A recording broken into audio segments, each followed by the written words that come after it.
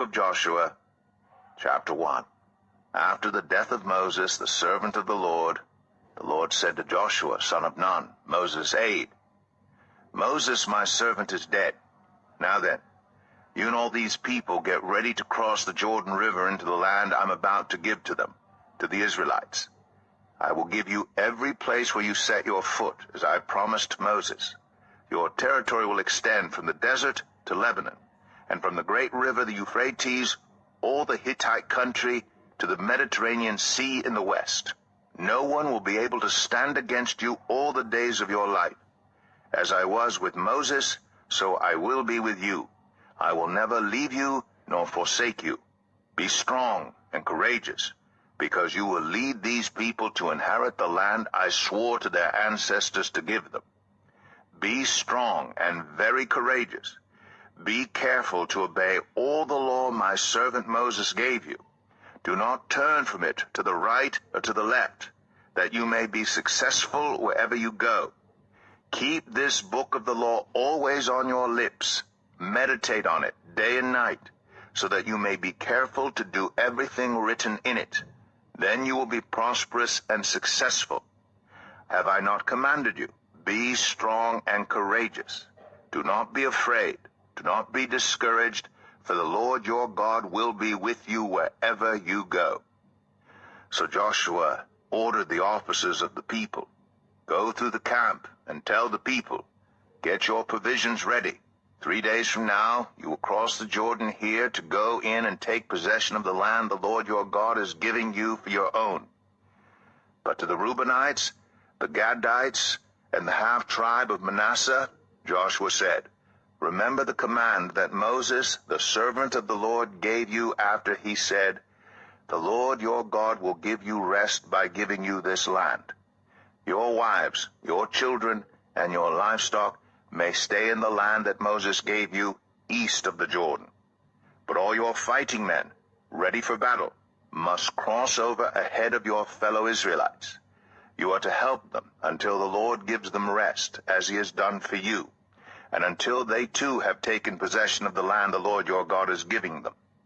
After that, you may go back and occupy your own land, which Moses, the servant of the Lord, gave you east of the Jordan toward the sunrise. Then they answered Joshua, whatever you have commanded us we will do, and wherever you send us we will go.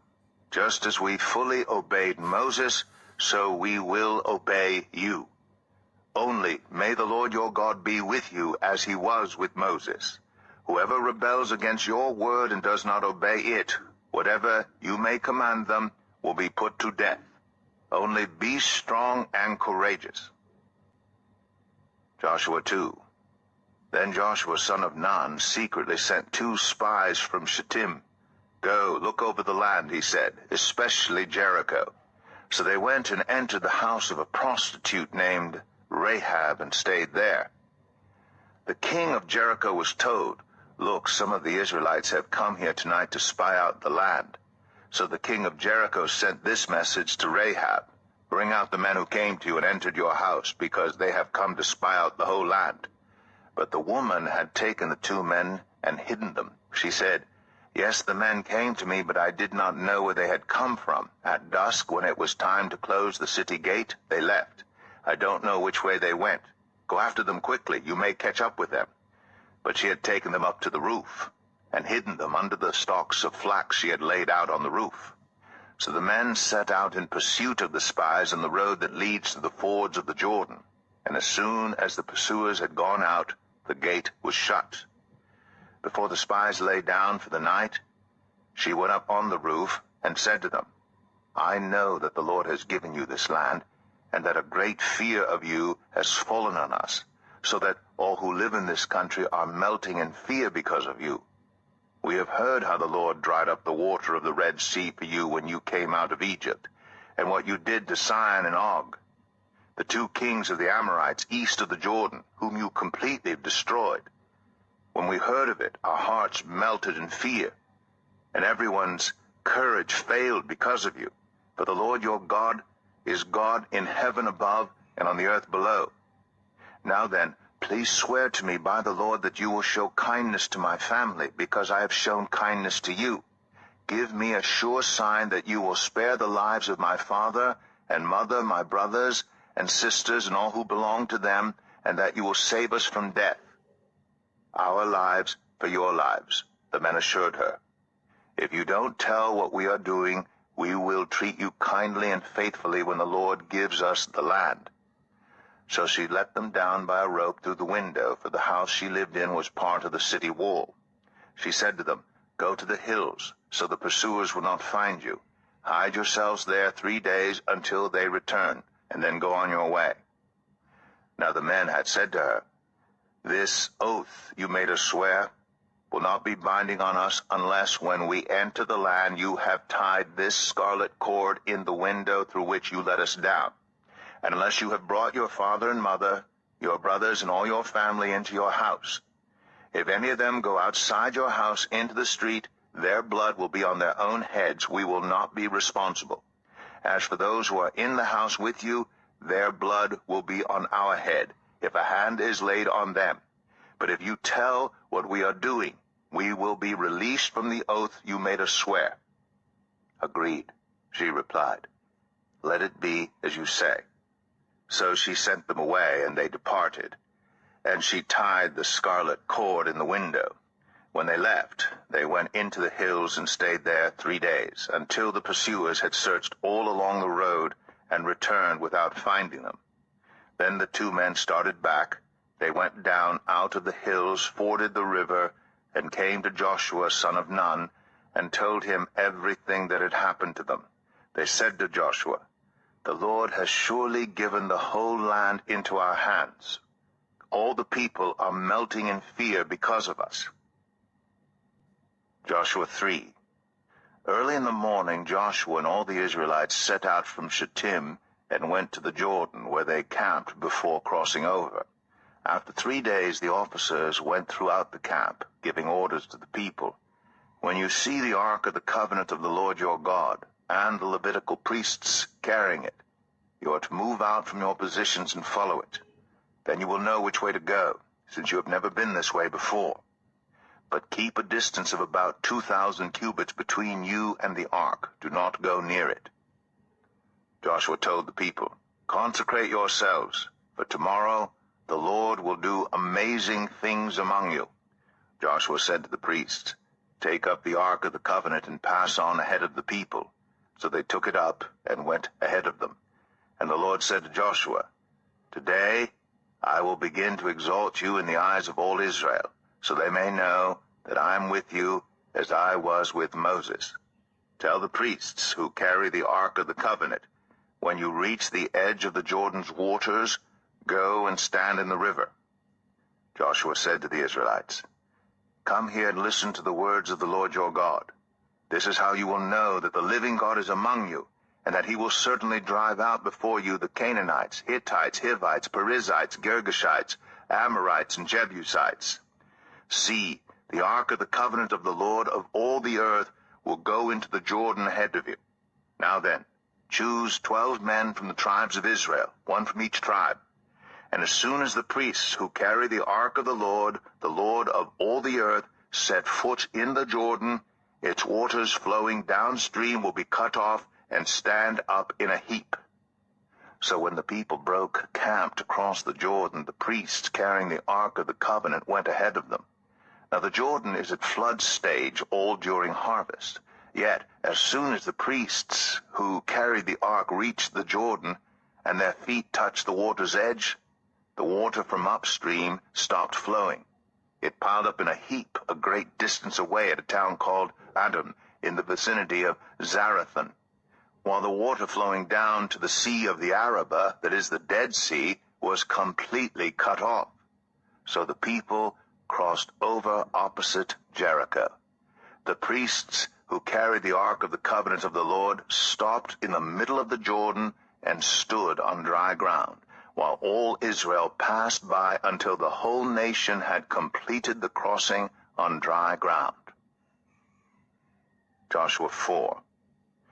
When the whole nation had finished crossing the Jordan, the Lord said to Joshua, Choose 12 men from among the people, one from each tribe, and tell them to take up 12 stones from the middle of the Jordan, from right where the priests are standing, and carry them over with you, and put them down at the place where you stay tonight." So Joshua called together the 12 men he had appointed from the Israelites, one from each tribe, and said to them, "Go over before the ark of the Lord your God into the middle of the Jordan. Each of you is to take up a stone on his shoulder according to the number of the tribes of the Israelites, to serve as a sign among you. In the future, when your children ask you, 'What do these stones mean?' tell them that the flow of the Jordan was cut off before the ark of the covenant of the Lord. When it crossed the Jordan, the waters of the Jordan were cut off. These stones are to be a memorial to the people of Israel forever." So the Israelites did as Joshua commanded them. They took 12 stones from the middle of the Jordan according to the number of the tribes of the Israelites, as the Lord had told Joshua, and they carried them over with them to their camp, where they put them down. Joshua set up the 12 stones that had been in the middle of the Jordan at the spot where the priests who carried the Ark of the Covenant had stood, and they are there to this day. Now the priests who carried the Ark remained standing in the middle of the Jordan until everything the Lord had commanded Joshua was done by the people, just as Moses had directed Joshua. The people hurried over, and as soon as all of them had crossed, the ark of the Lord and the priests came to the other side where the people watched. The men of Reuben, Gad, and the half-tribe of Manasseh crossed over, ready for battle, in front of the Israelites, as Moses had directed them. About 40,000 armed for battle crossed over before the Lord to the plains of Jericho for war. That day the Lord exalted Joshua in the sight of all Israel, and they stood in awe of him all the days of his life, just as they stood in awe of Moses. And the Lord said to Joshua, "Command the priests carrying the ark of the covenant law to come up out of the Jordan." So Joshua commanded the priests, "Come up out of the Jordan." And the priests came up out of the river, carrying the ark of the covenant of the Lord. No sooner had they set their feet on the dry ground than the waters of the Jordan returned to their place, and ran at flood stage as before. On the 10th day of the first month the people went up from the Jordan and camped at Gilgal, on the eastern border of Jericho. And Joshua set up at Gilgal the 12 stones they had taken out of the Jordan. He said to the Israelites, "In the future, when your descendants ask their parents, 'What do these stones mean?' tell them, 'Israel crossed the Jordan on dry ground.' For the Lord your God dried up the Jordan before you until you had crossed over. The Lord your God did to the Jordan what he had done to the Red Sea, when he dried it up before us until we had crossed over. He did this so that all the peoples of the earth might know that the hand of the Lord is powerful, and so that you might always fear the Lord your God." Joshua 5. Now when all the Amorite kings west of the Jordan, all the Canaanite kings along the coast, heard how the Lord had dried up the Jordan before the Israelites until they had crossed over, their hearts melted in fear, and they no longer had the courage to face the Israelites. At that time the Lord said to Joshua, "Make flint knives, and circumcise the Israelites again." So Joshua made flint knives, and circumcised the Israelites at Gibeath Araloth. Now this is why he did so. All those who came out of Egypt, all the men of military age, died in the wilderness on the way after leaving Egypt. All the people that came out had been circumcised, but all the people born in the wilderness during the journey from Egypt had not. The Israelites had moved about in the wilderness 40 years until all the men who were of military age when they left Egypt had died, since they had not obeyed the Lord. For the Lord had sworn to them that they would not see the land he had solemnly promised their ancestors to give us, a land flowing with milk and honey. So he raised up their sons in their place, and these were the ones Joshua circumcised. They were still uncircumcised because they had not been circumcised on the way. And after the whole nation had been circumcised, they remained where they were in camp until they were healed. Then the Lord said to Joshua, "Today I have rolled away the reproach of Egypt from you." So the place has been called Gilgal to this day. On the evening of the 14th day of the month, while camped at Gilgal on the plains of Jericho, the Israelites celebrated the Passover. The day after the Passover, that very day, they ate some of the produce of the land, unleavened bread and roasted grain. The manna stopped the day after they ate this food from the land. There was no longer any manna for the Israelites, but that year they ate the produce of Canaan. Now when Joshua was near Jericho, he looked up and saw a man standing in front of him with a drawn sword in his hand. Joshua went up to him and asked, "Are you for us or for our enemies?"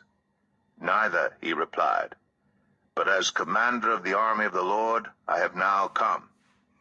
Then Joshua fell face down to the ground in reverence and asked him, "What message does my Lord have for his servant?"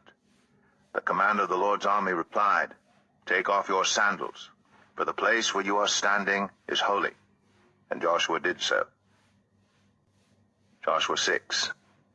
Now the gates of Jericho were securely barred because of the Israelites. No one went out, and no one came in.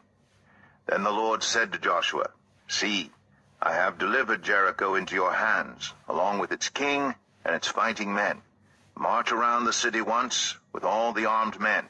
Do this for 6 days.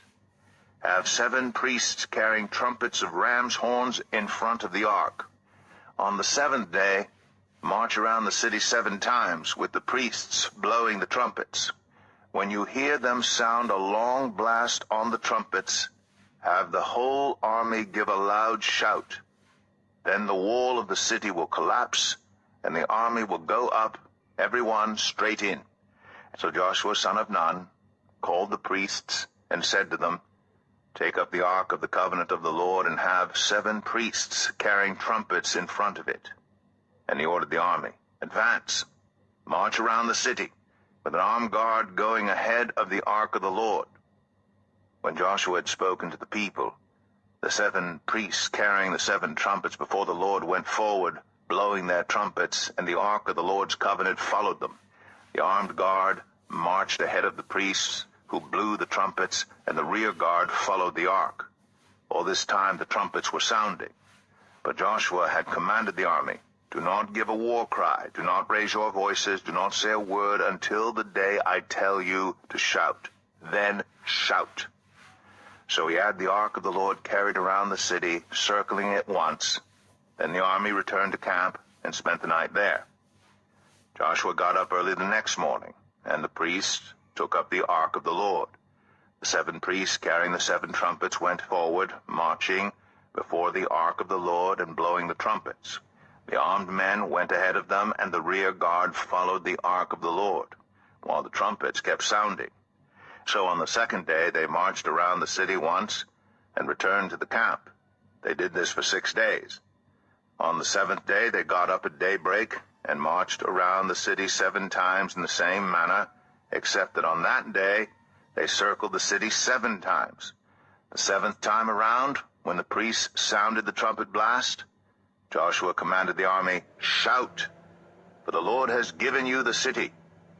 The city and all that is in it are to be devoted to the Lord. Only Rahab the prostitute and all who are with her in her house shall be spared, because she hid the spies we sent. But keep away from the devoted things, so that you will not bring about your own destruction by taking any of them. Otherwise you will make the camp of Israel liable to destruction and bring trouble on it.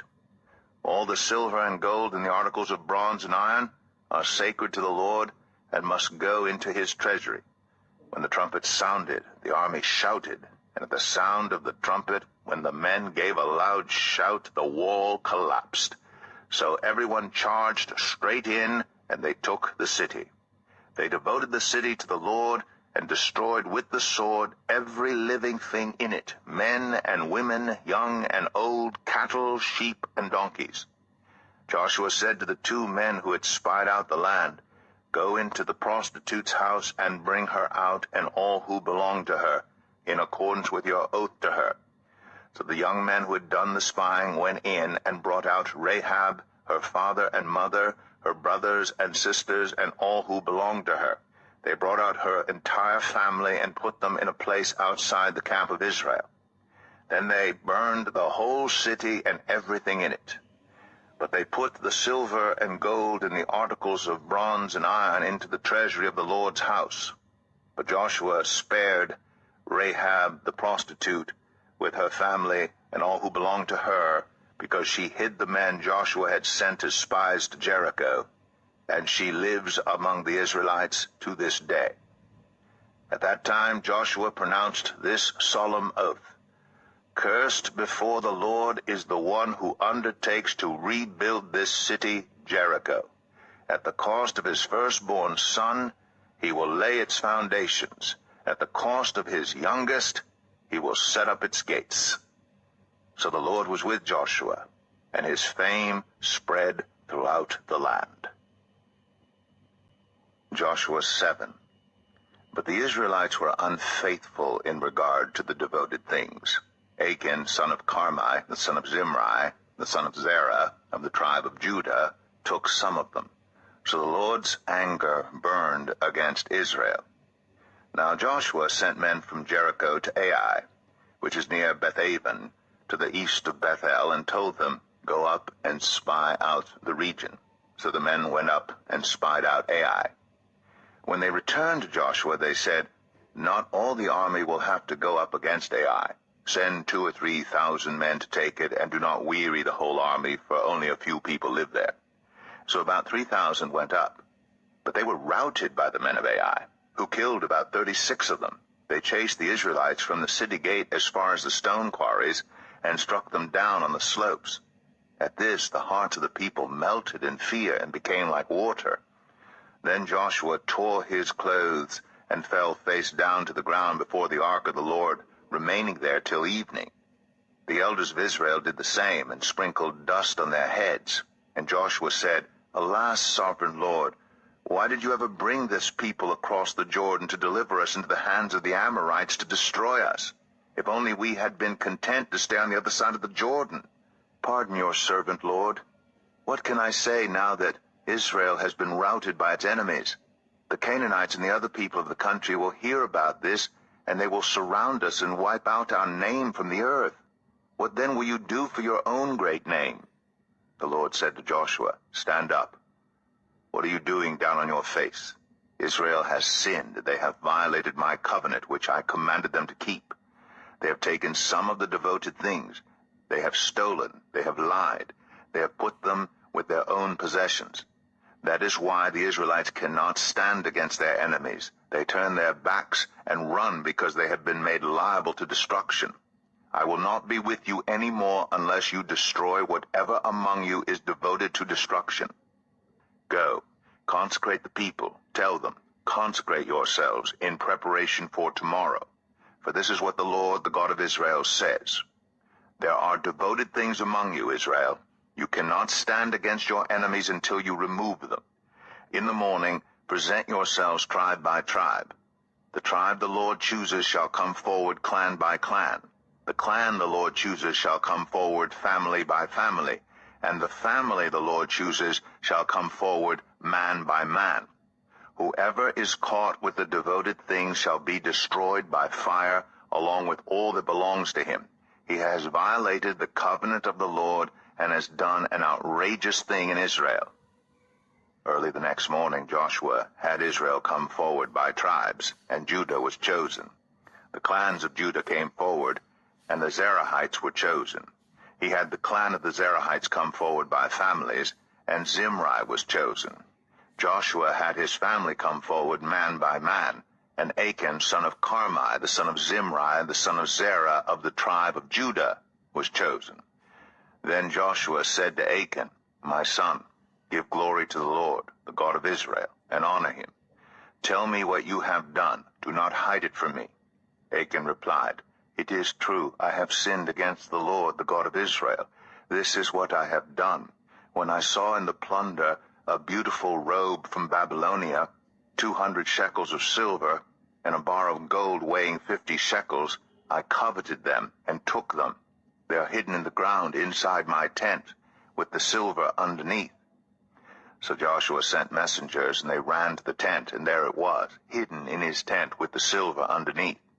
They took the things from the tent, brought them to Joshua and all the Israelites, and spread them out before the Lord. Then Joshua, together with all Israel, took Achan son of Zerah, the silver, the robe, the gold bar, his sons and daughters, his cattle, donkeys, and sheep, his tent, and all that he had, to the valley of Achor. Joshua said, "Why have you brought this trouble on us? The Lord will bring trouble on you today." Then all Israel stoned him, and after they had stoned the rest, they burned them. Over Achan they heaped up a large pile of rocks, which remains to this day. Then the Lord turned from his fierce anger. Therefore that place has been called the Valley of Achor ever since. Joshua 8. Then the Lord said to Joshua, "Do not be afraid, do not be discouraged. Take the whole army with you, and go up and attack Ai. For I have delivered into your hands the king of Ai, his people, his city, and his land. You shall do to Ai and its king as you did to Jericho and its king, except that you may carry off their plunder and livestock for yourselves. Set an ambush behind the city." So Joshua and the whole army moved out to attack Ai. He chose 30,000 of his best fighting men and sent them out at night with these orders. Listen carefully. You are to set an ambush behind the city. Don't go very far from it. All of you, be on the alert. I and all those with me will advance on the city, and when the men come out against us, as they did before, we will flee from them. They will pursue us until we have lured them away from the city, for they will say, "They are running away from us as they did before." So when we flee from them, you are to rise up from ambush and take the city. The Lord your God will give it into your hand. When you have taken the city, set it on fire. Do what the Lord has commanded. See to it. You have my orders. Then Joshua sent them off, and they went to the place of ambush, and lay in wait between Bethel and Ai, to the west of Ai. But Joshua spent that night with the people. Early the next morning, Joshua mustered his army, and he and the leaders of Israel marched before them to Ai. The entire force that was with him marched up and approached the city and arrived in front of it. They set up camp north of Ai, with the valley between them and the city. Joshua had taken about 5,000 men and set them in ambush between Bethel and Ai, to the west of the city. So the soldiers took up their positions with the main camp to the north of the city and the ambush to the west of it. That night Joshua went into the valley. When the king of Ai saw this, he and all the men of the city hurried out early in the morning to meet Israel in battle at a certain place overlooking the Arabah. But he did not know that an ambush had been set against him behind the city. Joshua and all Israel let themselves be driven back before them, and they fled toward the wilderness. All the men of Ai were called to pursue them, and they pursued Joshua and were lured away from the city. Not a man remained in Ai or Bethel who did not go after Israel. They left the city open and went in pursuit of Israel. Then the Lord said to Joshua, "Hold out toward Ai the javelin that is in your hand, for into your hand I will deliver the city." So Joshua held out toward the city the javelin that was in his hand. As soon as he did this, the men in the ambush rose quickly from their position and rushed forward. They entered the city and captured it, and quickly set it on fire. The men of Ai looked back and saw the smoke of the city rising up into the sky, but they had no chance to escape in any direction. The Israelites who had been fleeing toward the wilderness had turned back against their pursuers. For when Joshua and all Israel saw that the ambush had taken the city, and that smoke was going up from it, they turned around and attacked the men of Ai. Those in the ambush also came out of the city against them, so that they were caught in the middle, with Israelites on both sides. Israel cut them down, leaving them neither survivors nor fugitives. But they took the king of Ai alive and brought him to Joshua. When Israel had finished killing all the men of Ai in the fields and in the wilderness where they had chased them, and when every one of them had been put to the sword, all the Israelites returned to Ai and killed those who were in it. 12,000 men and women fell that day. all the people of Ai. For Joshua did not draw back the hand that held out his javelin until he had destroyed all who lived in Ai. But Israel did carry off for themselves the livestock and plunder of this city, as the Lord had instructed Joshua. So Joshua burned Ai and made it a permanent heap of ruins, a desolate place to this day. He impaled the body of the king of Ai on a pole and left it there until evening. At sunset, Joshua ordered them to take the body from the pole and throw it down at the entrance of the city gate.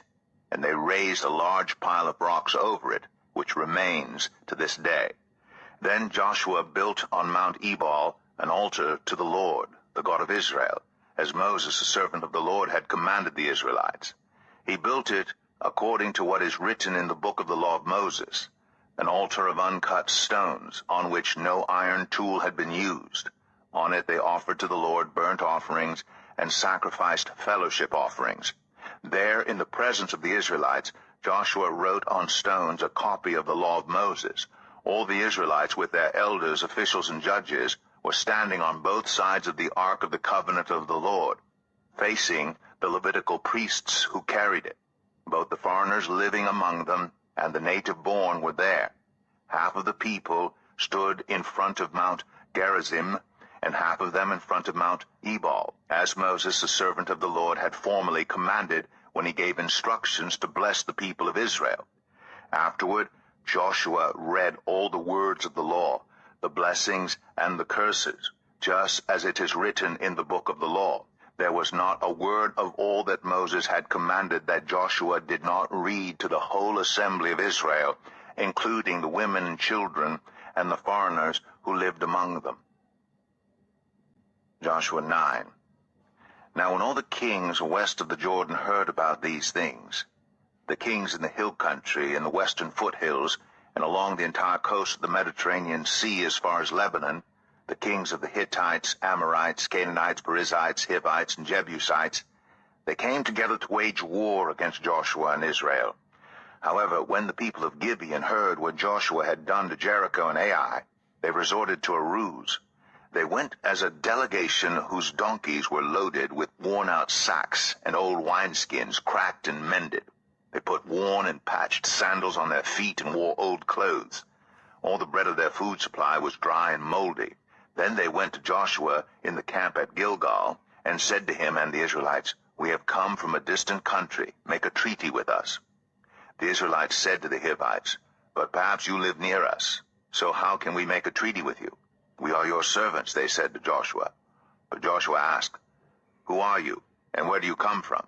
They answered, "Your servants have come from a very distant country, because of the fame of the Lord your God.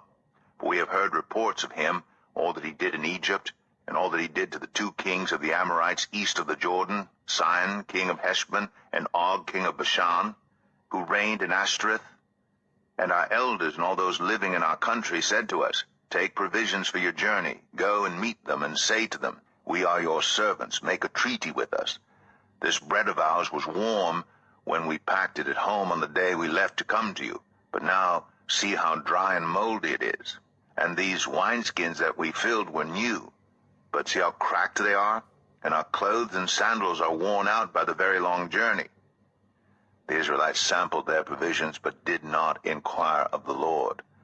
Then Joshua made a treaty of peace with them to let them live, and the leaders of the assembly ratified it by oath. 3 days after they made the treaty with the Gibeonites, the Israelites heard that they were neighbors living near them. So the Israelites set out, and on the 3rd day came to their cities, Gibeon, Kephirah, Beeroth, and Kiriath-Jearim. But the Israelites did not attack them, because the leaders of the assembly had sworn an oath to them by the Lord, the God of Israel. The whole assembly grumbled against the leaders, but all the leaders answered, "We have given them our oath by the Lord, the God of Israel, and we cannot touch them now. This is what we will do to them. We will let them live, so that God's wrath will not fall on us for breaking the oath we swore to them." They continued, "Let them live, but let them be woodcutters and water carriers in the service of the whole assembly." So the leader's promise to them was kept. Then Joshua summoned the Gibeonites and said, "Why did you deceive us by saying, We live a long way from you, while actually you live near us. You are now under a curse. You will never be released from service as woodcutters and water carriers for the house of my God." They answered Joshua, "Your servants were clearly told how the Lord your God had commanded his servant Moses to give you the whole land and to wipe out all its inhabitants from before you. So we feared for our lives because of you, and that is why we did this.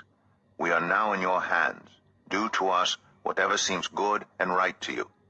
So Joshua saved them from the Israelites, and they did not kill them. That day he made the Gibeonites woodcutters and water carriers for the assembly, to provide for the needs of the altar of the Lord at the place the Lord would choose. And that is what they are to this day. Joshua 10. Now Adonai-Zedek, king of Jerusalem, heard that Joshua had taken Ai and totally destroyed it, doing to Ai and its king as he had done to Jericho and its king, and that the people of Gibeon had made a treaty of peace with Israel and had become their allies. He and his people were very much alarmed at this, because Gibeon was an important city, like one of the royal cities. It was larger than Ai, and all its men were good fighters.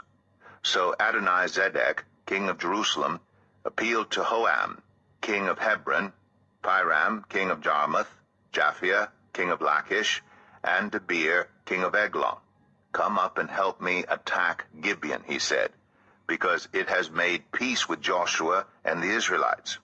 Then the 5 kings of the Amorites, the kings of Jerusalem, Hebron, Jarmuth, Lachish, and Eglon, joined forces. They moved up with all their troops and took up positions against Gibeon and attacked it. The Gibeonites then sent word to Joshua in the camp at Gilgal, "Do not abandon your servants. Come up to us quickly and save us. Help us, because all the Amorite kings from the hill country have joined forces against us." So Joshua marched up from Gilgal with his entire army, including all the best fighting men. The Lord said to Joshua, "Do not be afraid of them. I have given them into your hand. Not one of them will be able to withstand you." After an all-night march from Gilgal, Joshua took them by surprise. The Lord threw them into confusion before Israel, so Joshua and the Israelites defeated them completely at Gibeon. Israel pursued them along the road, going up to Beth-Oron, and cut them down all the way to Azekah and Makkedah. As they fled before Israel on the road down from Beth-Oron to Azekah, the Lord hurled large hailstones down on them, and more of them died from the hail than were killed by the swords of the Israelites. On the day the Lord gave the Amorites over to Israel, Joshua said to the Lord in the presence of Israel, "Sun, stand still over Gibeon, and you, moon, over the valley of Ajalon." So the sun stood still, and the moon stopped, till the nation avenged itself on its enemies, as it is written in the book of Jashar. The sun stopped in the middle of the sky, and delayed going down about a full day. There's never been a day like it before or since, a day when the Lord listened to a human being. Surely the Lord was fighting for Israel. Then Joshua returned with all Israel to the camp at Gilgal. Now the 5 kings had fled and hidden in the cave of Makkedah. When Joshua was told that the 5 kings had been found hiding in the cave of Makkedah, he said, "Roll large rocks up to the mouth of the cave, and post some men there to guard it. But don't stop. Pursue your enemies. Attack them from the rear, and don't let them reach their cities, for the Lord your God has given them into your hand." So Joshua and the Israelites defeated them completely. But a few survivors managed to reach their fortified cities. The whole army then returned safely to Joshua in the camp at Makkedah, and no one uttered a word against the Israelites. Joshua said, "Open the mouth of the cave, and bring those 5 kings out to me." So they brought the 5 kings out of the cave, the kings of Jerusalem, Hebron, Jarmuth, Lachish, and Eglon. When they had brought these kings to Joshua, he summoned all the men of Israel and said to the army commanders who had come with him, "Come here, and put your feet on the necks of these kings." So they came forward and placed their feet on their necks. Joshua said to them, "Do not be afraid, do not be discouraged. Be strong and courageous. This is what the Lord will do to all the enemies you are going to fight." Then Joshua put the kings to death and exposed their bodies on 5 poles, and they were left hanging on the poles until evening.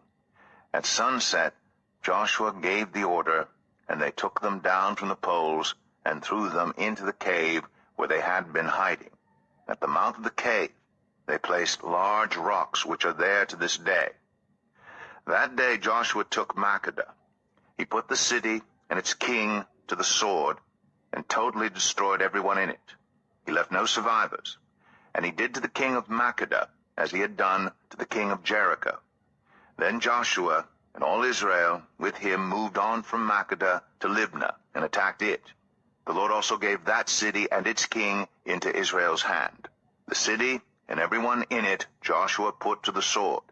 He left no survivors there. And he did to its king as he had done to the king of Jericho. Then Joshua and all Israel with him moved on from Libnah to Lachish. He took up positions against it and attacked it. The Lord gave Lachish into Israel's hands, and Joshua took it on the 2nd day. The city and everyone in it he put to the sword, just as he had done to Libnah. Meanwhile Joram, king of Gezer, had come up to help Lachish, but Joshua defeated him and his army, until no survivors were left. Then Joshua and all Israel with him moved on from Lachish to Eglon. They took up positions against it and attacked it. They captured it that same day and put it to the sword and totally destroyed everyone in it, just as they had done to Lachish. Then Joshua and all Israel with him went up from Eglon to Hebron and attacked it. They took the city and put it to the sword, together with its king, its villages, and everyone in it. They left no survivors. Just as at Eglon, they totally destroyed it and everyone in it. Then Joshua and all Israel with him turned around and attacked Debir. They took the city, its king, and its villages, and put them to the sword. Everyone in it they totally destroyed. They left no survivors. They did to Debir and its king as they had done to Libnah and its king and to Hebron. So Joshua subdued the whole region, including the hill country, the Negev, the western foothills, and the mountain slopes, together with all their kings. He left no survivors. He totally destroyed all who breathed, just as the Lord, the God of Israel, had commanded. Joshua subdued them from Kadesh Barnea to Gaza, and from the whole region of Goshen to Gibeon. All these kings and their lands Joshua conquered in one campaign, because the Lord, the God of Israel, fought for Israel. Then Joshua returned with all Israel to the camp at Gilgal. Joshua 11. When Jabin, king of Hazor, heard of this, he sent word to Jobab, king of Madon, to the kings of Shimron and Akshaph, and to the northern kings who were in the mountains, in the Arabah south of Kinnereth, in the western foothills, and in Naphath Dor on the west, to the Canaanites in the east and west, to the Amorites, Hittites, Perizzites, and Jebusites in the hill country, and to the Hivites below Hermon, in the region of Mizpah. They came out with all their troops, in a large number of horses and chariots, a huge army as numerous as the sand on the seashore.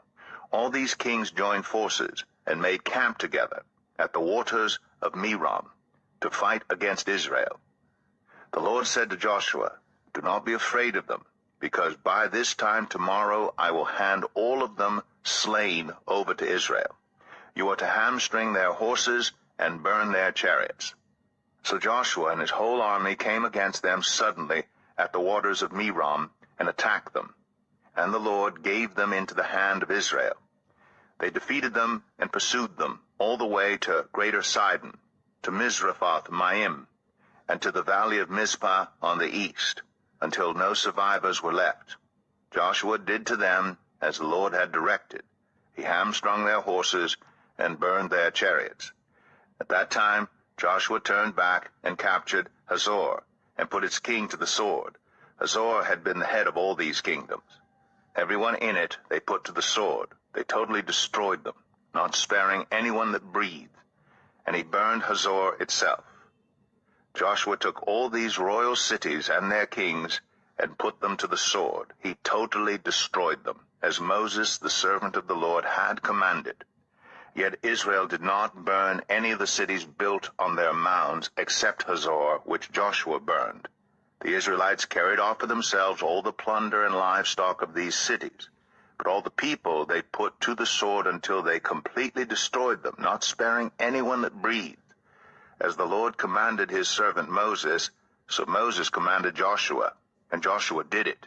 He left nothing undone of all that the Lord commanded Moses. So Joshua took this entire land, the hill country, all the Negev, the whole region of Goshen, the western foothills, the Arabah, and the mountains of Israel with their foothills, from Mount Halak, which rises toward Seir, to Baal-Gad in the valley of Lebanon, below Mount Hermon. He captured all their kings and put them to death. Joshua waged war against all these kings for a long time, except for the Hivites living in Gibeon. Not one city made a treaty of peace with the Israelites, who took them all in battle. For it was the Lord himself who hardened their hearts to wage war against Israel, so that he might destroy them totally, exterminating them without mercy, as the Lord had commanded Moses. At that time Joshua went and destroyed the Anakites, from the hill country, from Hebron, Debir, and Anab, from all the hill country of Judah, and from all the hill country of Israel. Joshua totally destroyed them and their towns. No Anakites were left in Israelite territory. Only in Gaza, Gath, and Ashdod did any survive. So Joshua took the entire land, just as the Lord had directed Moses, and he gave it as an inheritance to Israel, according to their tribal divisions. Then the land had rest from war. Joshua 12. These are the kings of the land whom the Israelites had defeated, and whose territory they took over east of the Jordan, from the Arnon Gorge to Mount Hermon, including all the eastern side of the Arabah. Sihon, king of the Amorites, who reigned in Heshbon. He ruled from Aroer on the rim of the Arnon Gorge, from the middle of the gorge to the Jabbok River, which is the border of the Ammonites. This included half of Gilead. He also ruled over the eastern Arabah, from the Sea of Galilee to the Sea of the Arabah, that is the Dead Sea, to Beth Jeshemeth, and then southward below the slopes of Pisgah. And the territory of Og, king of Bashan, one of the last of the Rephaites, who reigned in Ashtoreth and Edrei. He ruled over Mount Hermon, Salakah, all of Bashan, to the border of the people of Geshur and Makkah, and half of Gilead to the border of Sihon, king of Heshbon. Moses, the servant of the Lord, and the Israelites conquered them. And Moses, the servant of the Lord, gave their land to the Reubenites, the Gadites, and the half-tribe of Manasseh to be their possession. Here is a list of the kings of the land that Joshua and the Israelites conquered on the west side of the Jordan, from Baal-Gad in the valley of Lebanon to Mount Halak, which rises towards Seir. Joshua gave their lands as an inheritance to the tribes of Israel according to their tribal divisions. The lands included the hill country, the western foothills, the Arabah, the mountain slopes, the wilderness, and the Negev. These were the lands of the Hittites, Amorites, Canaanites, Perizzites, Hivites, and Jebusites. These were the kings. The king of Jericho, 1. The king of Ai, near Bethel, 1. The king of Jerusalem, 1. The king of Hebron, 1. The king of Jarmuth, 1. The king of Lachish, 1. The king of Eglon, 1. The king of Gezer, 1. The king of Debir, 1. The king of Geder, 1. The king of Hormah, 1. The king of Arad, 1. The king of Libnah, 1. The king of Adullam, 1. The king of Makkedah, 1. The king of Bethel, 1. The king of Tappuah, 1. The king of Hepher, 1. The king of Aphek, 1. The king of Lasharon, 1. The king of Medan, 1. The king of Hazor, 1. The king of Shimron Meron, 1. The king of Akshaph, 1. The king of Tanakh, 1. The king of Megiddo, 1. The king of Kadesh, 1. The king of Jokneam in Carmel, 1. The king of Dor in Naphoth Dor, 1. The king of Goyim in Gilgal, 1. The king of Tirzah, 1. 31 kings in all. Joshua 13. When Joshua had grown old, the Lord said to him, "You are now very old, and there are still very large areas of land to be taken over. This is the land that remains, all the regions of the Philistines and Geshurites, from the Shihor River on the east of Egypt to the territory of Ekron on the north, all of it counted as Canaanite, though held by the 5 Philistine rulers in Gaza, Ashdod, Ashkelon, Gath, and Ekron. The territory of the Abites on the south, all the land of the Canaanites from Arah of the Sidonians as far as Aphek, and the border of the Amorites. The area of Byblos and all Lebanon to the east, from Baal-Gad, below Mount Hermon, to Lebo Hamath. As for all the inhabitants of the mountain regions from Lebanon to Misrephoth-Maim, that is, all the Sidonians, I myself will drive them out before the Israelites. Be sure to allocate this land to Israel for an inheritance, as I have instructed you, and divide it as an inheritance among the 9 tribes and half of the tribe of Manasseh." The other half of Manasseh, the Reubenites and the Gadites, had received the inheritance that Moses had given them east of the Jordan, as he, the servant of the Lord, had assigned it to them. It extended from Aroer on the rim of the Arnon Gorge, and from the town in the middle of the gorge, and included the whole plateau of Medeba as far as Dibon, and all the towns of Sihon, king of the Amorites, who ruled in Heshbon, out to the border of the Ammonites. It also included Gilead, the territory of the people of Geshur and Maacah, all of Mount Hermon, and all Bashan as far as Salekah, that is, the whole kingdom of Og and Bashan, who had reigned in Ashtoreth and Edrei. He was the last of the Rephaites. Moses had defeated them and taken over their land. But the Israelites did not drive out the people of Geshur and Maacah, so they continue to live among the Israelites to this day. But to the tribe of Levi he gave no inheritance, since the food offerings presented to the Lord, the God of Israel, are their inheritance, as he promised them. This is what Moses had given to the tribe of Reuben, according to its clans. The territory from Aroer on the rim of the Arnon Gorge, and from the town in the middle of the gorge, and the whole plateau past Medeba to Heshbon, and all its towns on the plateau, including Dibon, Bamath-baal, Beth-baal-meon, Jahaz, Kedemoth, Mephath, Kiriathim, Sibmah, Zareth-Shahar, on the hill in the valley, Beth-peor, the slopes of Pisgah, and Beth-Jeshemeth, all the towns on the plateau, and the entire realm of Sihon, king of the Amorites, who ruled in Heshbon. Moses had defeated him, and the Midianite chiefs, Evi, Rechem, Zur, Hur, and Reba, princes allied with Sihon, who lived in that country. In addition to those slain in battle, the Israelites had put to the sword Balaam, son of Beor, who practiced divination. The boundary of the Reubenites was the bank of the Jordan. These towns and their villages were the inheritance of the Reubenites according to their clans. This is what Moses had given to the tribe of Gad, according to its clans: the territory of Jazer, all the towns of Gilead, and half the Ammonite country as far as Aroer, near Rabbah, and from Heshbon to Ramath-Mizpah and Betonim, and from Mahanaim to the territory of Debir, and in the valley Beth-Haram, Beth-Nimrah, Succoth, and Zephon, with the rest of the realm of Sihon, king of Heshbon, the east side of the Jordan, the territory up to the end of the Sea of Galilee. These towns and their villages were the inheritance of the Gadites, according to their clans.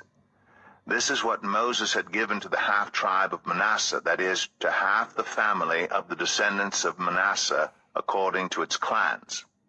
The territory extending from Mahanaim and including all of Bashan, the entire realm of Og, king of Bashan, all the settlements of Jair in Bashan, 60 towns, half of Gilead, and Ashtoreth, and Edrei, the royal cities of Og in Bashan. This was for the descendants of Machir, son of Manasseh, for half of the sons of Machir, according to their clans. This is the inheritance Moses had given when he was in the plains of Moab, across the Jordan, east of Jericho. But to the tribe of Levi, Moses had given no inheritance. The Lord, the God of Israel, is their inheritance, as he promised them. Joshua 14.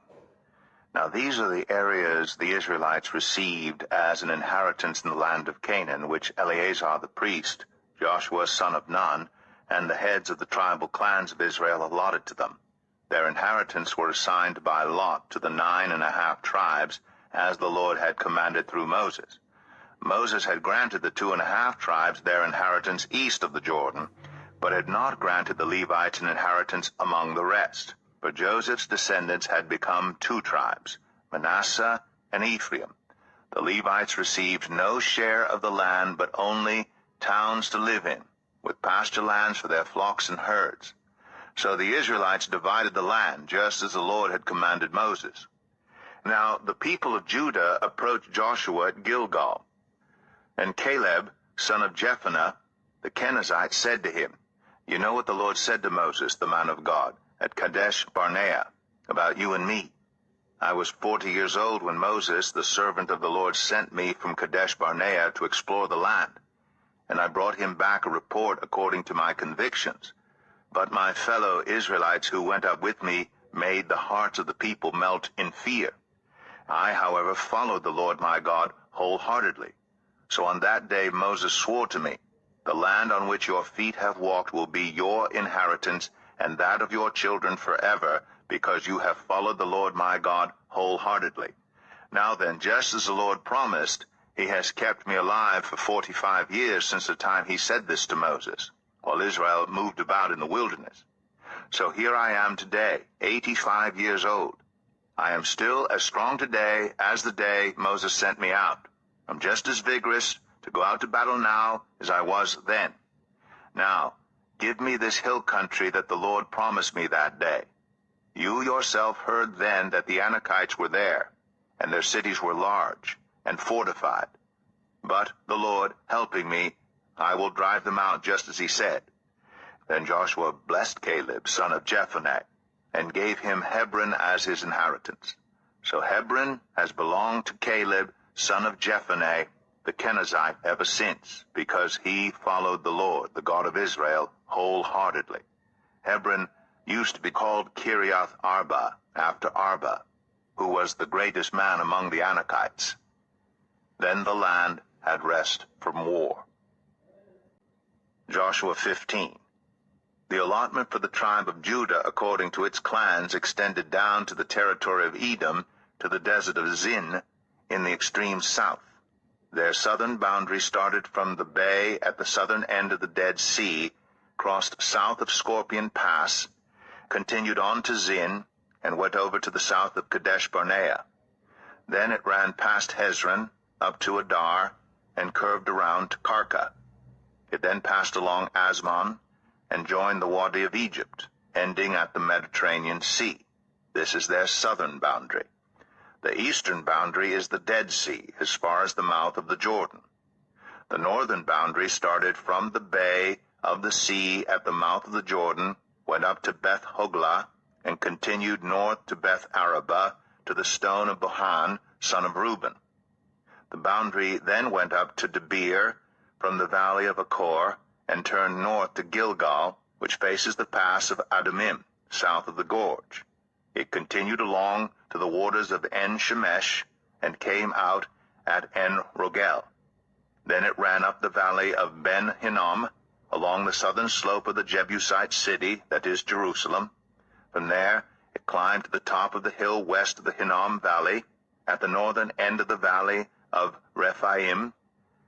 From the hilltop, the boundary headed toward the spring of the waters of Nephtah, came out at the towns of Mount Ephraim, and went down toward Baalah, that is Kiriath Jearim. Then it curved westward from Baalah to Mount Seir, ran along the northern slope of Mount Jearim, that is Kesalon, continued down to Beth Shemesh, and crossed to Timnah. It went to the northern slope of Ekron, turned toward Shikron, passed along to Mount Bala, and reached Jabneel. The boundary ended at the sea. The western boundary is the coastline of the Mediterranean Sea. These are the boundaries around the people of Judah by their clans. In accordance with the Lord's command to him, Joshua gave to Caleb, son of Jephunneh, a portion in Judah, Kiriath Arba, that is Hebron. Arba was the forefather of Anak. From Hebron, Caleb drove out the 3 Anakites, Sheshai, Ahiman, and Talmai, the sons of Anak. From there he marched against the people living in Debir, formerly called Kiriath Sepher. And Caleb said, I will give my daughter Aksah in marriage to the man who attacks and captures Kiriath Sepher. Othniel, son of Kenaz, Caleb's brother, took it. So Caleb gave his daughter Aksah to him in marriage. One day, when she came to Othniel, she urged him to ask her father for a field. When she got off her donkey, Caleb asked her, What can I do for you? She replied, Do me a special favor. Since you have given me land in the Negev, give me also springs of water. So Caleb gave her the upper and lower springs. This is the inheritance of the tribe of Judah according to its clans.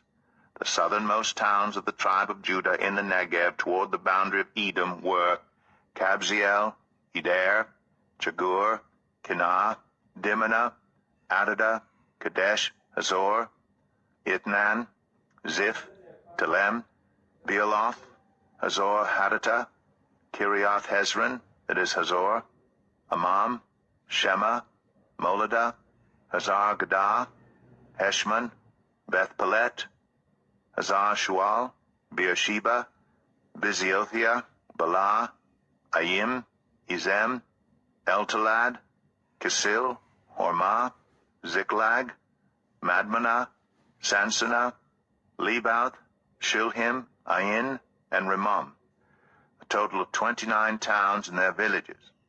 In the western foothills, Estaol, Zorah, Ashna, Zanoah, En-Ganim, Tapua, Enam, Jarmuth, Adullam, Soka, Azekah, Sharaim, Adithaim, Gedera, or Gederethaim, 14 towns and their villages. Zenan, Hadasha, Migdal-Gad, Dilian, Mizpah, Joktheel, Lachish, Bazkath, Eglon, Kaban, Lamas, Kitlish, Gederoth, Beth-Dagon, Naamah, and Makkedah, 16 towns and their villages. Libnah, Ether, Ashan, Iftah, Ashna, Nezib, Keilah, Akzib, and Mareshah, 9 towns and their villages. Ekron with its surrounding settlements and villages, west of Ekron, all that were in the vicinity of Ashdod, together with their villages, Ashdod, its surrounding settlements and villages, and Gaza, its settlements and villages, as far as the water of Egypt and the coastline of the Mediterranean Sea. In the hill country, Shamir, Jatir, Soko, Danah, Kiriath Sanah, that is Debir, Anab, Eshtemoh, Anim, Goshen, Holon, and Gilo, 11 towns and their villages. Arab, Dumah, Ashan, Jamin, Beth Tapua, Aphekah, Humta, Kiriath Arba, that is Hebron, and Zior, 9 towns and their villages. Maon, Carmel, Ziph, Chattah, Jezreel, Jokdeam, Zanoah, Cain, Gibeah, and Timnah, 10 towns and their villages. Halhul, Beth Zur, Gedor, Marath, Beth Anath, and Eltekon, 6 towns and their villages. Kiriath Baal, that is Kiriath Jearim, and Rabbah, 2 towns and their villages. In the wilderness, Beth Araba, Medin, Sekakah, Nibsham, the city of Salt, and En-Gedi, 6 towns and their villages. Judah could not dislodge the Jebusites who were living in Jerusalem. To this day, the Jebusites live there with the people of Judah. Joshua 16. The allotment for Joseph began at the Jordan, east of the springs of Jericho, and went up from there through the desert into the hill country of Bethel. It went on from Bethel, that is Luz, crossed over to the territory of the Archites in Adaroth, descended westward to the territory of the Japhletites as far as the region of lower Beth-horon, and on to Gezer, ending at the Mediterranean Sea. So Manasseh and Ephraim, the descendants of Joseph, received their inheritance. This was the territory of Ephraim, according to its clans. The boundary of their inheritance went from Adaroth Adar in the east of Upper Beth-horon and continued to the Mediterranean Sea. From Mikmethath on the north it curved eastward to Tanath Shiloh, passing by it to Genoa on the east. Then it went down from Genoa to Adaroth, and Naarah touched Jericho and came out at the Jordan. From Tapua the border went west to the Kanah ravine and ended at the Mediterranean Sea. This was the inheritance of the tribe of the Ephraimites according to its clans. It also included all the towns and their villages that were set aside for the Ephraimites within the inheritance of the Manassites. They did not dislodge the Canaanites living in Gezer. To this day the Canaanites live among the people of Ephraim, but are required to do forced labor. Joshua 17. This was the allotment for the tribe of Manasseh as Joseph's firstborn, that is, for Machir, Manasseh's firstborn. Machir was the ancestor of the Gileadites, who had received Gilead and Bashan because the Machirites were great soldiers. So this allotment was for the rest of the people of Manasseh. The clans of Abiezer, Helek, Azriel, Shechem, Hepher, and Shemida. These are the other male descendants of Manasseh, son of Joseph, by their clans. Now Zelophehad, son of Hepher, the son of Gilead, the son of Machir, the son of Manasseh, had no sons, but only daughters, whose names were Mahlah, Noah, Hoglah, Milcah, and Tirzah. They went to Eleazar the priest, Joshua son of Nun, and the leaders, and said, "The Lord commanded Moses to give us an inheritance among our relatives." So Joshua gave them an inheritance along with the brothers of their father, according to the Lord's command. Manasseh's share consisted of 10 tracts of land besides Gilead and Bashan east of the Jordan, because the daughters of the tribe of Manasseh received an inheritance among the sons. The land of Gilead belonged to the rest of the descendants of Manasseh. The territory of Manasseh extended from Asher to Mikmethath, east of Shechem. The boundary ran southward from there to include the people living in En-Tapua. Manasseh had the land of Tapua, but Tapua itself, on the boundary of Manasseh, belonged to the Ephraimites. Then the boundary continued south to the Kanah ravine. There were towns belonging to Ephraim lying among the towns of Manasseh, but the boundary of Manasseh was the northern side of the ravine and ended at the Mediterranean Sea. On the south the land belonged to Ephraim, on the north to Manasseh. The territory of Manasseh reached the Mediterranean Sea and bordered Asher on the north and Issachar on the east. Within Issachar and Asher, Manasseh also had Bethshan, Ibleam, and the people of Dor, Endor, Tanakh, and Megiddo, together with their surrounding settlements. The third in the list is Naphoth. Yet the Manassites were not able to occupy these towns, for the Canaanites were determined to live in that region.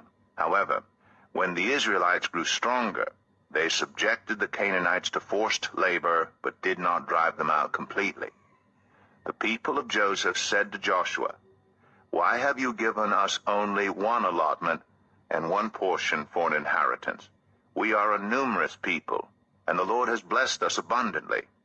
"If you are so numerous," Joshua answered, "and if the hill country of Ephraim is too small for you, go up into the forest and clear land for yourselves there in the land of the Perizzites and Rephaites." The people of Joseph replied, "The hill country is not enough for us, and all the Canaanites who live in the plain have chariots fitted with iron, both those in Bethshan and its settlements, and those in the valley of Jezreel." But Joshua said to the tribes of Joseph, to Ephraim and Manasseh, "You are numerous and very powerful. You will have not only one allotment, but the forested hill country as well.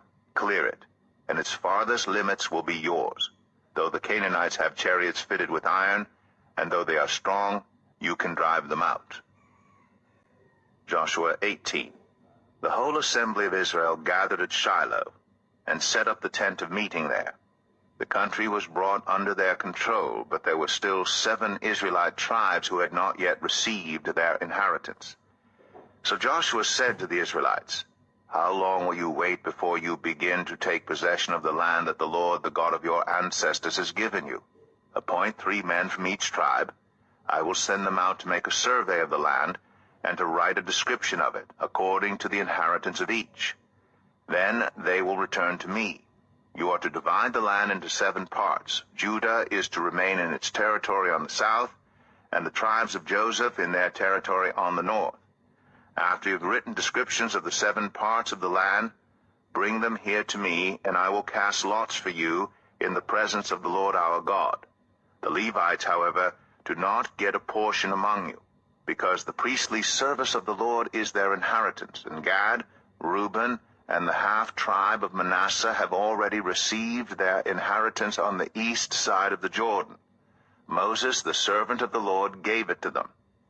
As the men started on their way to map out the land, Joshua instructed them, Go and make a survey of the land and write a description of it.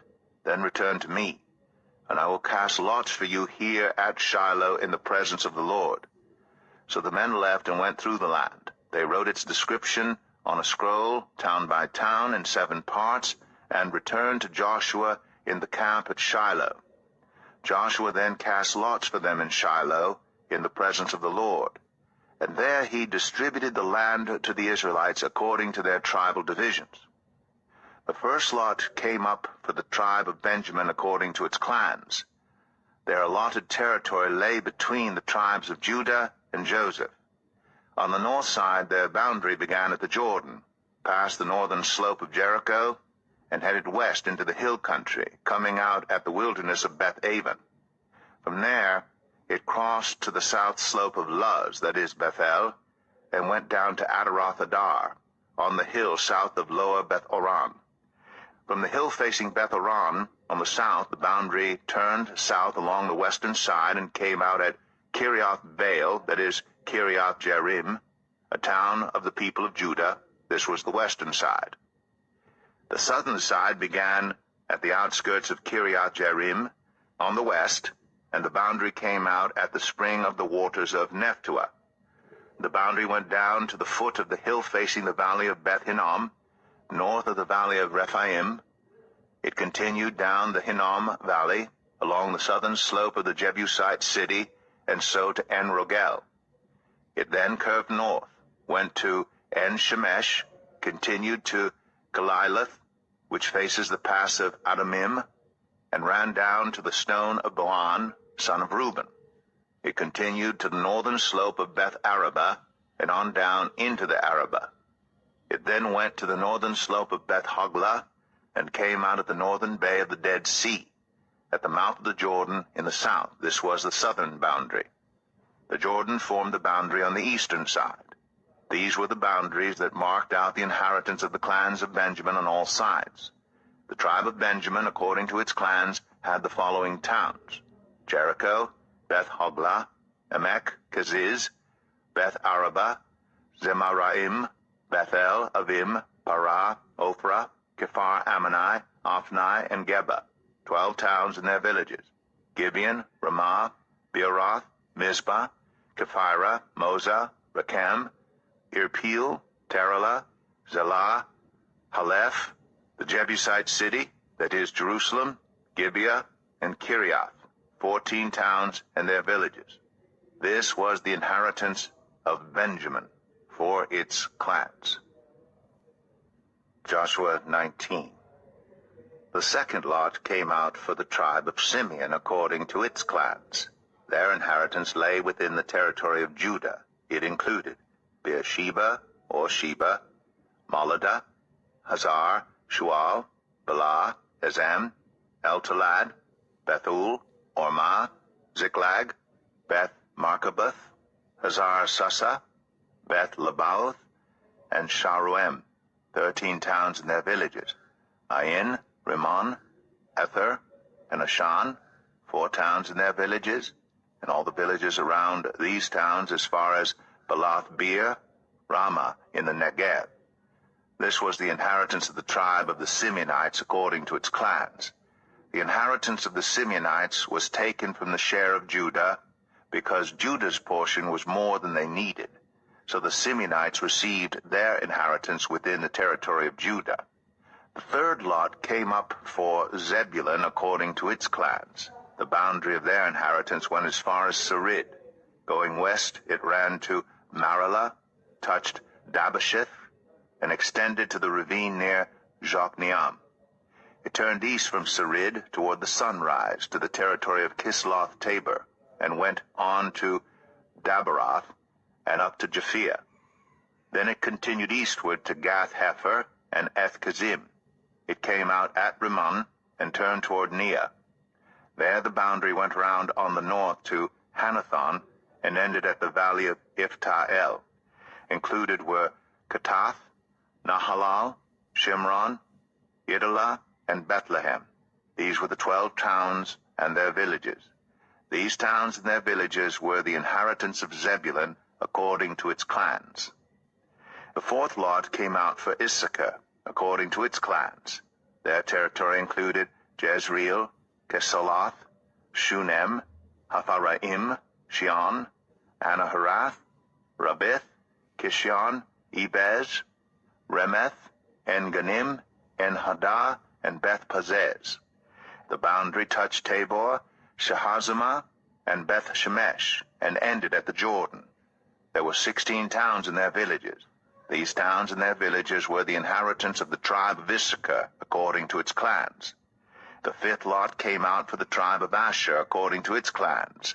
Their territory included Helkath, Halai, Beten, Akshaph, Alamelech, Amad, and Mishal. On the west the boundary touched Carmel and Shahor-Libnath.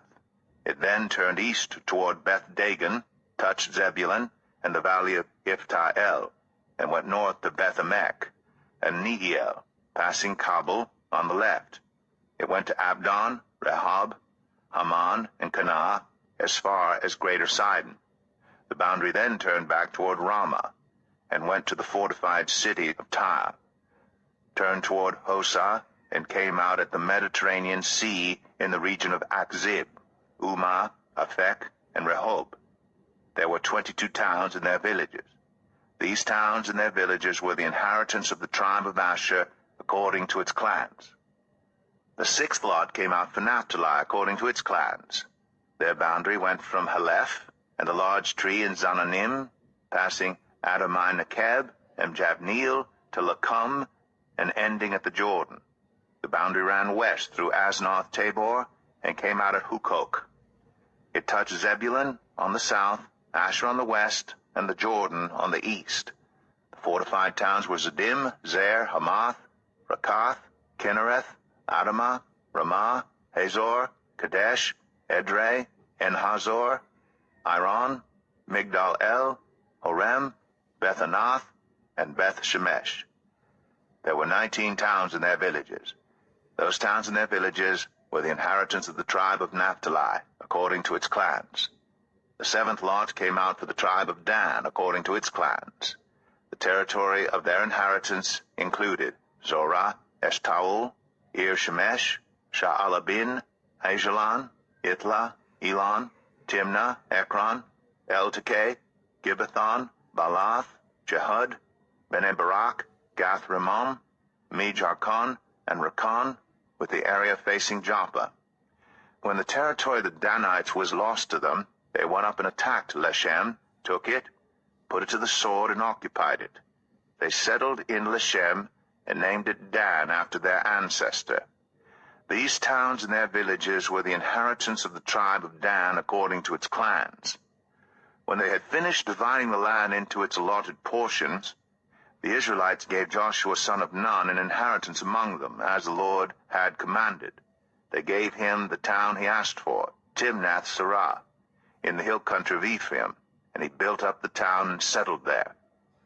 These were the territories that Eleazar the priest, Joshua son of Nun, and the heads of the tribal clans of Israel assigned by lot at Shiloh in the presence of the Lord at the entrance to the tent of meeting. And so they finished dividing the land. Joshua 20. Then the Lord said to Joshua, "Tell the Israelites to designate the cities of refuge, as I instructed you through Moses, so that anyone who kills a person accidentally and unintentionally may flee there and find protection from the avenger of blood.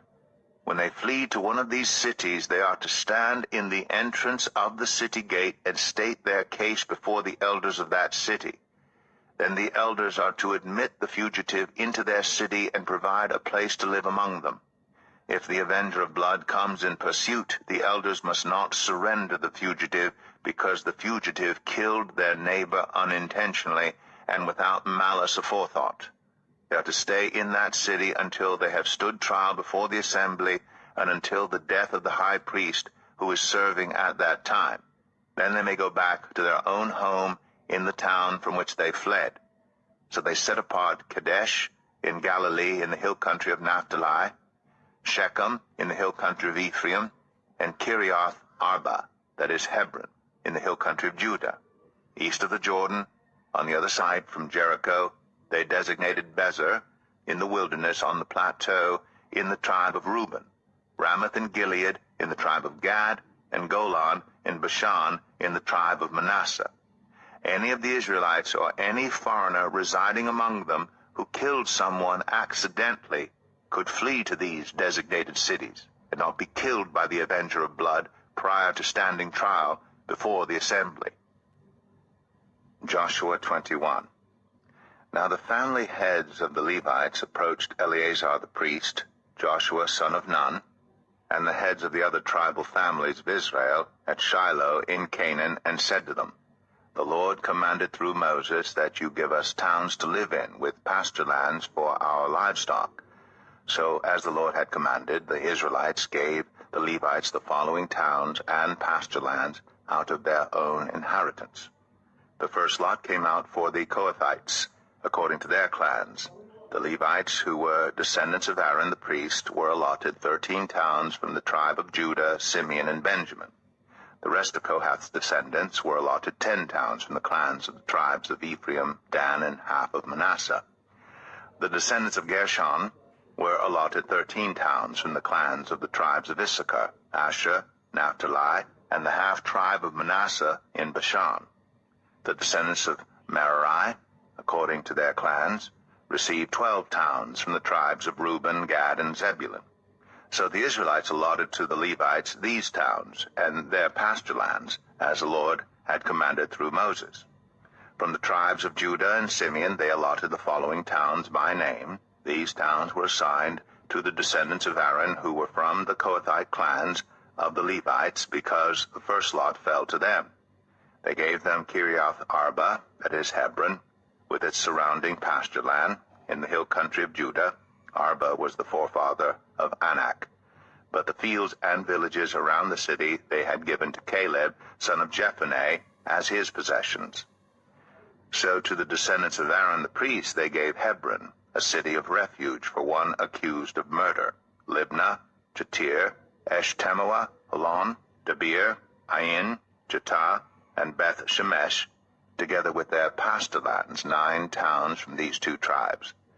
And from the tribe of Benjamin they gave them Gibeon, Geba, Anathoth, and Almon, together with their pasture lands, 4 towns. The total number of towns for the priests, the descendants of Aaron, came to 13, together with their pasture lands. The rest of the Kohathite clans of the Levites were allotted towns from the tribe of Ephraim.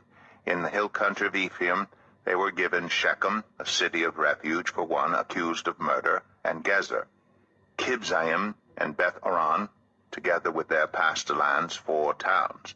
Also from the tribe of Dan they received Eltekeh, Gibbethon, Ajalon, and Gath-Rimmon, together with their pasture lands, 4 towns. From half the tribe of Manasseh they received Tanakh and Gath-Rimmon, together with their pasture lands, 2 towns. All these 10 towns and their pasture lands were given to the rest of the Kohathite clans. The Levite clans of the Gershonites were given, from the half-tribe of Manasseh, Golan in Bashan, a city of refuge for one accused of murder, and Be-Eshterah, together with their pasture lands, 2 towns.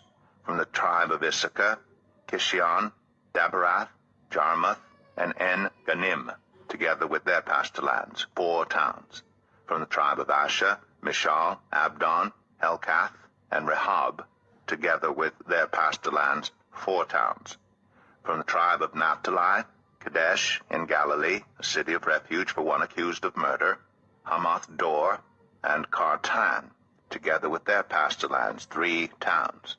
The total number of towns of the Gershonite clans came to 13, together with their pasture lands. The Merarite clans, the rest of the Levites, were given from the tribe of Zebulun, Jokneam, Karta, Dimnah, and Nahalal, together with their pasture lands, 4 towns. From the tribe of Reuben, Bezer, Jahaz, Kedemoth, and Mephath, together with their pasture lands, 4 towns. From the tribe of Gad, Ramoth in Gilead, a city of refuge for one accused of murder, Mahanaim, Heshbon, and Jazer, together with their pasture lands, 4 towns in all. The total number of towns allotted to the Merarite clans, who were the rest of the Levites, came to 12. The towns of the Levites in the territory held by the Israelites were 48 in all, together with their pasture lands.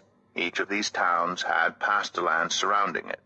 This was true for all these towns.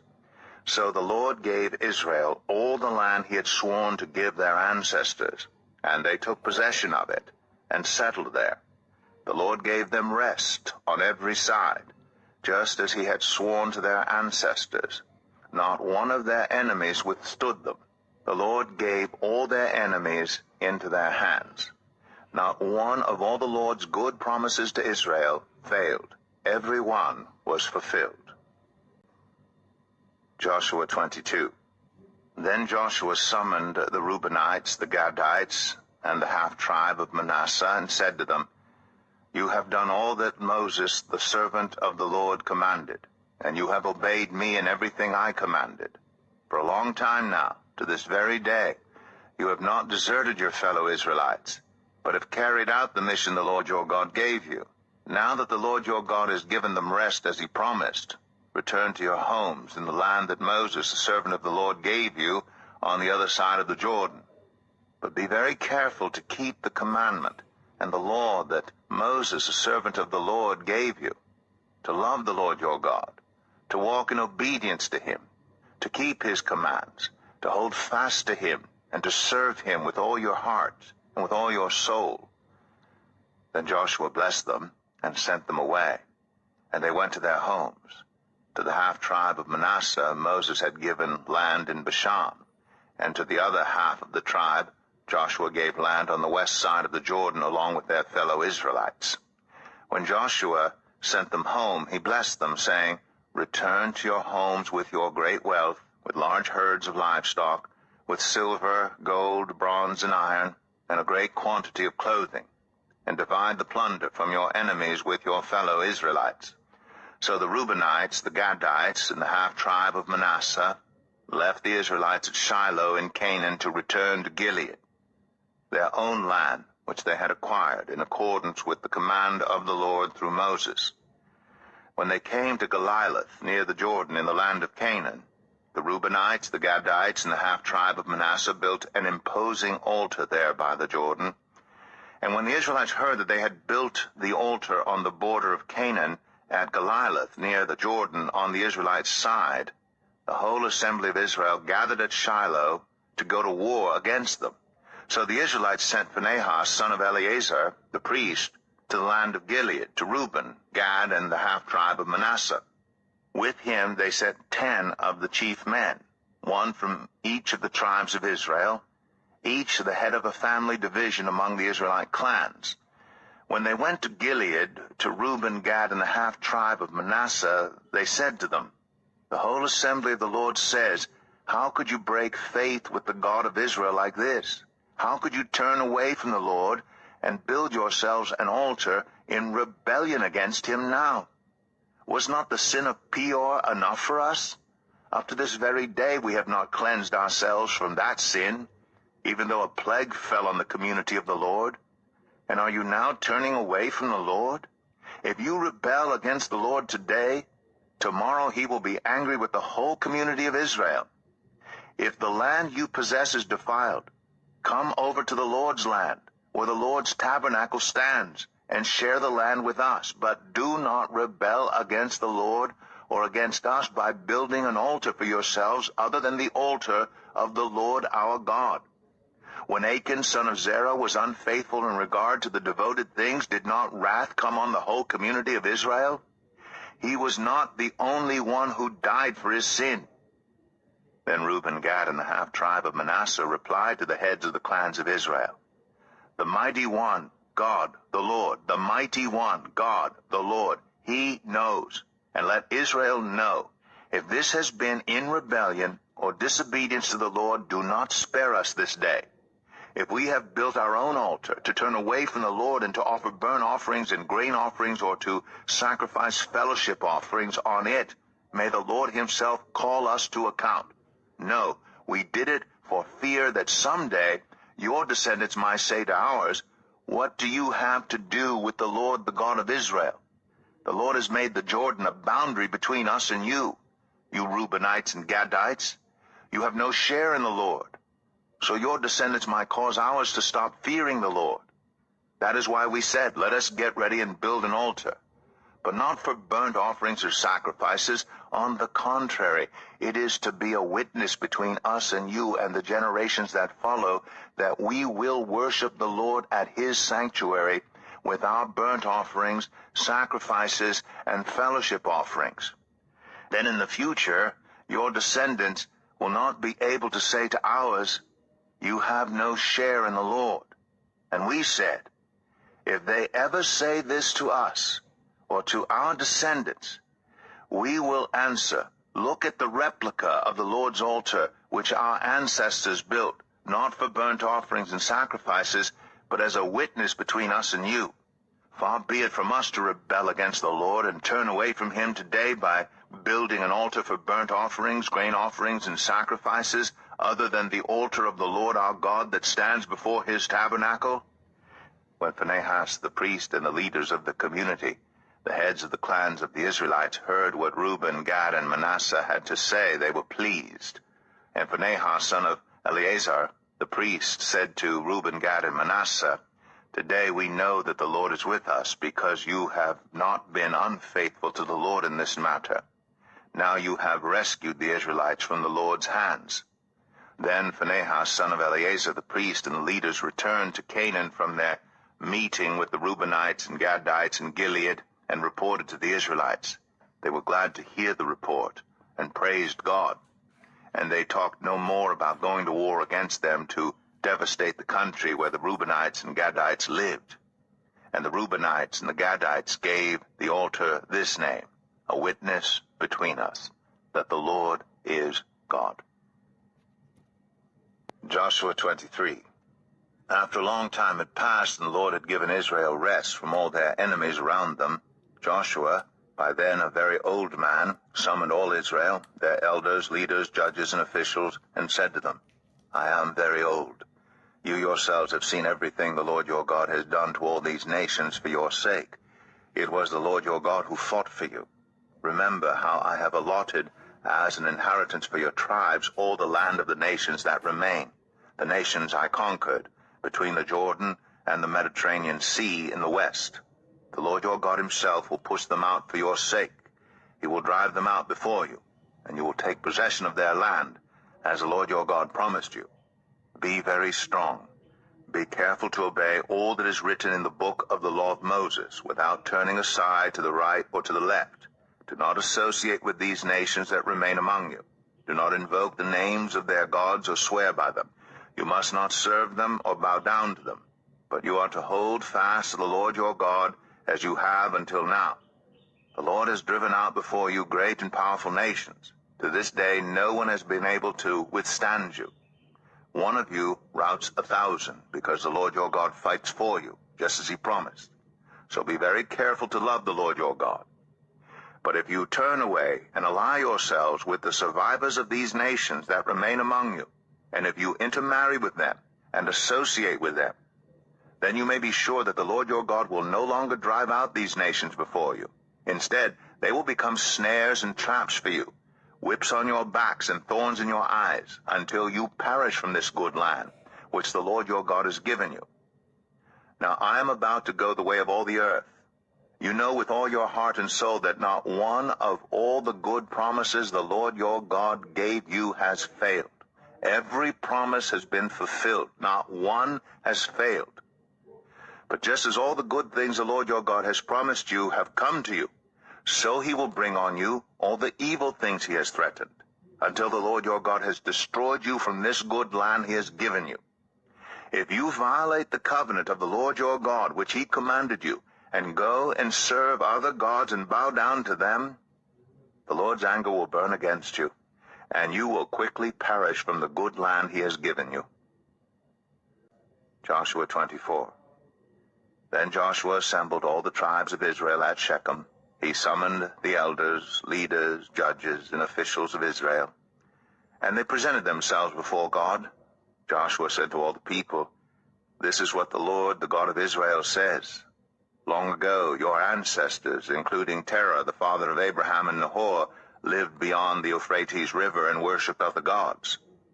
But I took your father Abraham from the land beyond Euphrates and led him throughout Canaan and gave him many descendants. I gave him Isaac, and to Isaac I gave Jacob and Esau. I assigned the hill country of Seir to Esau, but Jacob and his family went down to Egypt. Then I sent Moses and Aaron, and I afflicted the Egyptians by what I did there, and I brought you out. When I brought your people out of Egypt, you came to the sea, and the Egyptians pursued them with chariots and horsemen as far as the Red Sea. But they cried to the Lord for help, and he put darkness between you and the Egyptians. He brought the sea over them and covered them.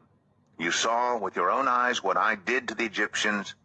Then you lived in the wilderness for a long time. I brought you to the land of the Amorites, who lived east of the Jordan. They fought against you, but I gave them into your hands. I destroyed them from before you, and you took possession of their land. When Balak, son of Zippor, the king of Moab, prepared to fight against Israel, he sent for Balaam, son of Beor, to put a curse on you. But I would not listen to Balaam. So he blessed you again and again, and I delivered you out of his hand. Then you crossed the Jordan and came to Jericho. The citizens of Jericho fought against you, as did also the Amorites, Perizzites, Canaanites, Hittites, Girgashites, Hivites, and Jebusites. But I gave them into your hands. I sent the hornet ahead of you, which drove them out before you. Also the 2 Amorite kings. You did not do it with your own sword and bow. So I gave you a land on which you did not toil, and cities you did not build. And you live in them, and eat from vineyards and olive groves that you did not plant. Now fear the Lord and serve him with all faithfulness. Throw away the gods your ancestors worshipped beyond the Euphrates River and in Egypt, and serve the Lord. But if serving the Lord seems undesirable to you, then choose for yourselves this day whom you will serve, whether the gods your ancestors served beyond the Euphrates, or the gods of the Amorites, in whose land you are living. But as for me and my household, we will serve the Lord." Then the people answered, "Far be it from us to forsake the Lord to serve other gods. It was the Lord our God himself who brought us and our parents up out of Egypt, from that land of slavery, and performed those great signs before our eyes. He protected us on our entire journey, and among all the nations through which we traveled. And the Lord drove out before us all the nations, including the Amorites who lived in the land. We too will serve the Lord, because he is our God." Joshua said to the people, "You are not able to serve the Lord. He is a holy God. He is a jealous God. He will not forgive your rebellion and your sins. If you forsake the Lord and serve foreign gods, he will turn and bring disaster on you and make an end of you, after he has been good to you." But the people said to Joshua, "No, we will serve the Lord." Then Joshua said, "You are witnesses against yourselves that you have chosen to serve the Lord." "Yes, we are witnesses," they replied. "Now then," said Joshua, "throw away the foreign gods that are among you, and yield your hearts to the Lord, the God of Israel." And the people said to Joshua, "We will serve the Lord our God and obey him."